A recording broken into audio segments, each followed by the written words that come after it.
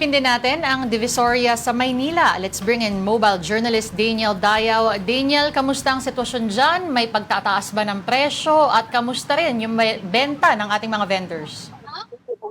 Lord at Denise, nandito tayo ngayon sa Santa Ana Street, Divisoria, no, kung saan kinakamusta natin ang mga kapatid natin na nagtitinda at bumibili dito. At bagaman hindi pa nagtataas ng presyo ang mga bilihin dito, ay umaaray naman ang mga tindera at tindero dahil matumal daw ang benta. Kanina nga ay nakausap ko ang mga nagbebenta ng prutas sa aking likod at ang sabi nila ay dati kumikita sila ng 2,000, ngayon ay kalahati na lang. Ito ay hindi sapat para sa kanilang araw-araw na expenses dahil kadalasan daw ay nabubulakan sila at ay tinatapo na lang. So saan daw makikita ang kanilang kita? At ngayon nga ay sabi rin nila malimit na rin daw ang mga bumibili dahil ang iba ay pinipili na lang magtipid. At nakita ko yan kanina dahil naobserbahan ko na yung mga tao tumitingin lang pero hindi sila bumibili.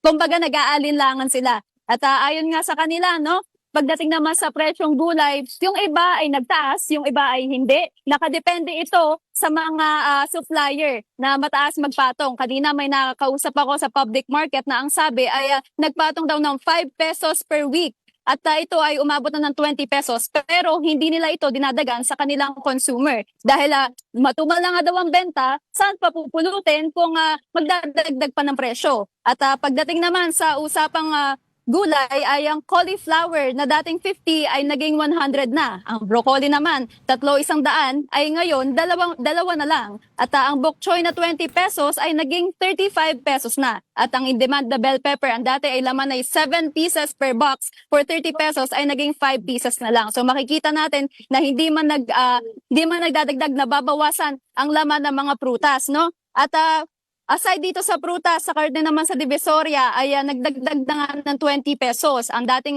330 ay 350 pesos na per kilo ng baboy. At hindi pa nila ito pinapasa sa kanilang consumer dahil yun nga ang concern ng karamihan sa mga nagbebenta. Paano na lang daw kung magdadagdag pa ay hindi na daw sila kikita. Ang manok naman ay 250 per kilo, ang itlog ay naglalaro, depende sa sizes, ito ay 8 to 10 pesos. At ang lokal na bigas dito, medyo may kamahalan, 67 ang lokal, at ang imported ay 70, at ang premium ay 65. At sa presyong seafoods, syempre, in-emphasize kanina ng mga na-interview ko na gumagamit kasi ng gasolina. So may kataasan ang mga isda na galing sa dagat katulad na lang ng tuna at iba pa. At ang sabi nga dito ay makikita na talaga na nagkakaroon ng epekto sa mga mamimili at sa mga vendors ang prices ng oil price hike. At ayon nga sa mga nagtitinda, mga nagtitinda na nagdagdag ng presyo ay wala naman daw silang magagawa dahil